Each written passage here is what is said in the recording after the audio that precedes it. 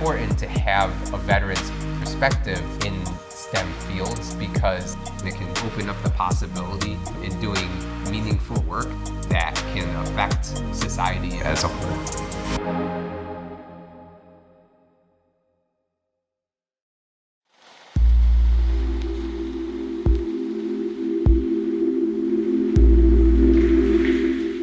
Christopher Jones. I'm originally from Rochester, New York.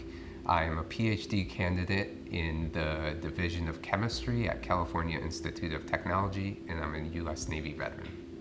Rochester is definitely a beautiful city. You know, it has its charm, it's very friendly, and it's definitely a great place to live.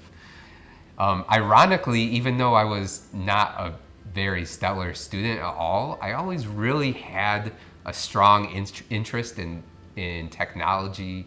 I had that excitement about science and technology, but I just didn't have the drive or direction to apply it. My dad passed away when I was 8 years old from a brain tumor. Since it was just me and my mom, there really wasn't a lot of strong role models or a lot of strong mentorship in my life. Looking back, I think that was one of the reasons I didn't really have a lot of direction kind of nearing the end of high school. Really didn't know what I wanted to do. When I joined the Navy, it kind of gave me those strong role models and mentorship that, I really didn't have growing up. And I think that really provided a lot of clarity and just personal development, when I had those people come into my life. My friend who joined the Navy would come back and talk about how great it was. Essentially, he made it sound like a giant party every day. I came to realize that was a bit of an exaggeration, but there were really valid points that he had. He got to travel to those places. He got to experience different cultures, So that really got me excited and really kind of got me motivated in thinking about joining the Navy. When I initially met with the recruiter, I was really excited about becoming a pilot. I thought, in the movies you see all these fighter jets flying around, and I was like, that's gonna be me. I wanna do that. It turns out, you have to have a college degree, and you have to be an officer, a commissioned officer generally to fly. Well, I like computers, I like video games. He's like, well, how would you like to work on computers on airplanes? And I was like, well, there's airplanes and I want to fly, and there's computers that I like to work on, so, why not combine the two? And so I picked a job as an aviation electronics technician. About 6 months later, I shipped off to boot camp, and that was a very eye-opening experience. It was terrible at the time, but it was definitely a time where I grew as a person and developed a lot. Even though it was a challenging time, I actually kind of enjoyed certain aspects of it. So for my particular job in the Navy, there wasn't a lot of people retiring, meaning there wasn't actually a lot of spots for advancement for the younger sailors. I have to decide whether I want to re-enlist. I was fortunate enough to have the GI Bill now, and so I really started giving college a more serious thought. I really want to be part of the development, be on the forefront and the cutting edge of technology, be the person that's developing the next generation of aircraft or the next generation of military technology, and at the end of the day, really help keep people safe and help save lives. So I decided to take my chances and get out of the Navy and go ahead and attend college.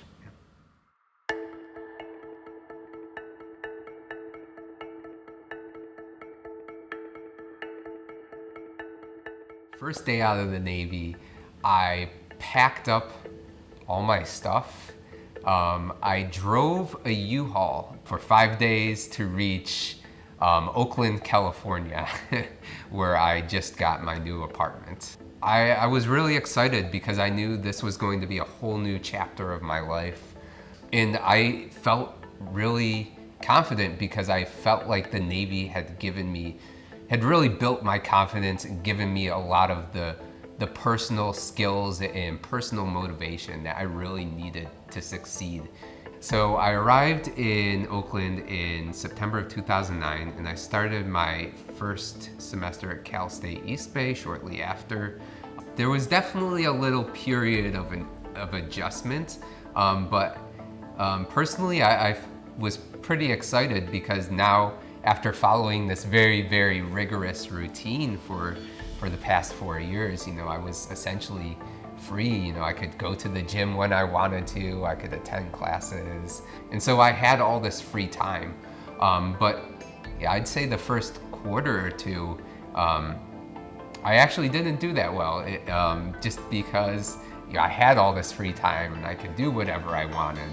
And so it really took some adjustment to kind of building back some level of rigor and discipline in developing these study skills to really kind of be a more effective student. For the first time in my life, it was probably some of the most diverse community I've seen. There was people from everywhere. I took it as a fantastic learning opportunity and a really good way to kind of build interpersonal communication, especially people that are younger, since I was a little bit older than the majority of students.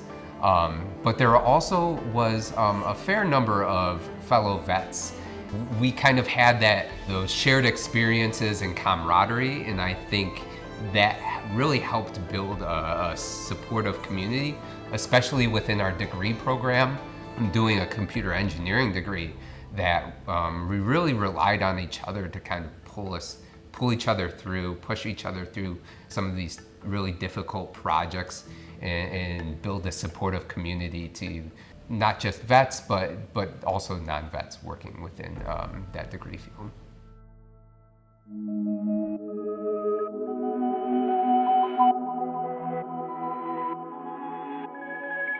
As I kind of got more into the core classes, the upper division classes that really focused on the technical aspects, I kind of got more engaged. I saw how it could be applied to solve different really technical challenges.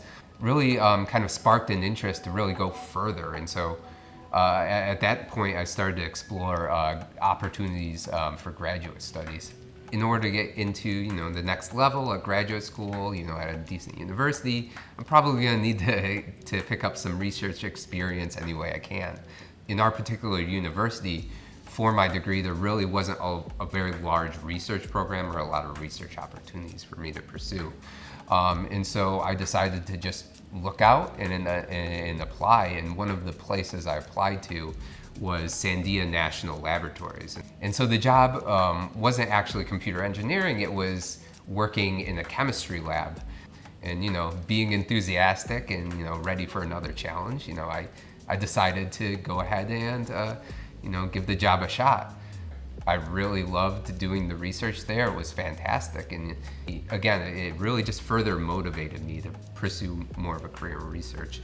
Their research focuses on tackling complex scientific problems that are associated with critical national security needs. So one of the key national security issues is environmental degradation, sustainability, climate change, and alternative fuel sources. In the laboratory I was working in, we were focused on developing next generation hydrogen storage devices. Hydrogen has been looked at as a promising energy source because it doesn't produce any CO2 or greenhouse gases.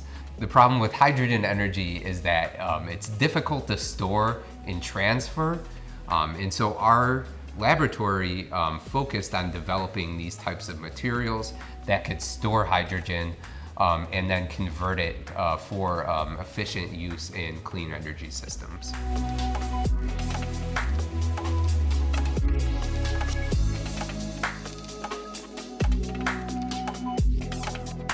Although I had done a degree in computer engineering, I was working kind of by random chance in a chemistry laboratory.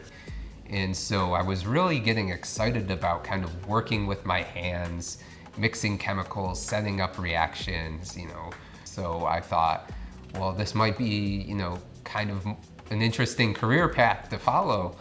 If I can pivot to a master's in a slightly adjacent field in chemical engineering, I can take the bridging coursework and be more prepared for a PhD if I wanted to pursue that afterwards. So I decided that pursuing my master's degree at San Jose State would be a good opportunity and really open up further opportunities in academia and industry. San Jose State really presented a good opportunity for where I was at. I could leverage the research that I was doing as a job and use that towards the completion of my master's degree. And that really gave me a strong advantage, I feel like, compared to some of the other students who had to kind of really seek out research projects to develop a thesis.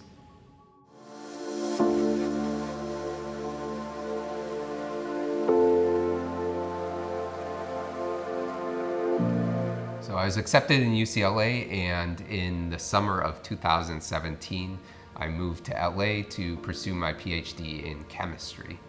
I joined the lab of Professor Hosea Nelson, and we were able to do a lot of really, really exciting research in the field of materials and chemistry. And we studied the molecular structure of different molecules and how those molecules and their structure impact macroscopic properties in things like organic electronics and low-cost electronic devices and other materials for energy storage and energy applications.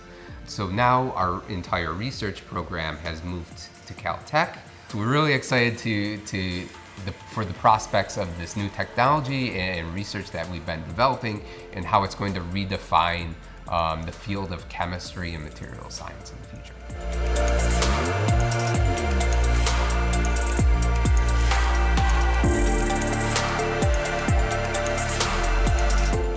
I'd really like to get back into the federal space, either with a government organization or as a consultant, because I really think there's an opportunity to really reach out and train different organizations, different governments, and different military units on how to use different types of technology, how to source this technology, and how to deploy this technology in the field such that it can help people and save people's lives and mitigate risk. I hope my experience can help other vets who are struggling, who really don't have a strong direction or don't exactly know what they want to do. Especially in the field of STEM, it can seem incredibly daunting. If you haven't taken these classes in 10, 15 years, you might completely discount this field altogether. But there's communities of vets, especially at places like UCLA or Caltech. Maybe it might not be big, but there's people out there that will help and support you. So maintaining that sense of self-purpose and kind of contributing to society, I hope that people can find careers that provide that sense of well-being and that personal satisfaction. There was a lot of times in the Navy that were challenging, and I just had to push through. There was no option to give up, and you just push through. And there's definitely times where I wanted to give up on my PhD, and I just looked at it like there was no other option. I couldn't quit, and I just had to grit through. And I think a lot of that personal motivation and personal drive I still keep with me today. Definitely that has never left me, and it probably will never leave me. The military provides you with a lot of unique experiences and perspectives that other people don't have. You might feel like you're coming in at a disadvantage, but you really have a lot of unique perspectives and experiences that you can leverage and make you successful. When you combine that with a supportive community and good mentorship, you can really grow professionally and personally. People shouldn't discount their time in the military. A lot of the times the technology that's developed in these research labs trickles down and ends up being technology that's used by the military and troops in the field. So being at the forefront of that research and development and adding in your unique perspective can really help translate this research to real world applications, difficult problems, and complex scientific issues. I think Veterans in STEM is an incredibly important program, and it can expand people's perspectives and really open up the possibility of different career opportunities in doing meaningful and impactful work that can affect society and the world as a whole.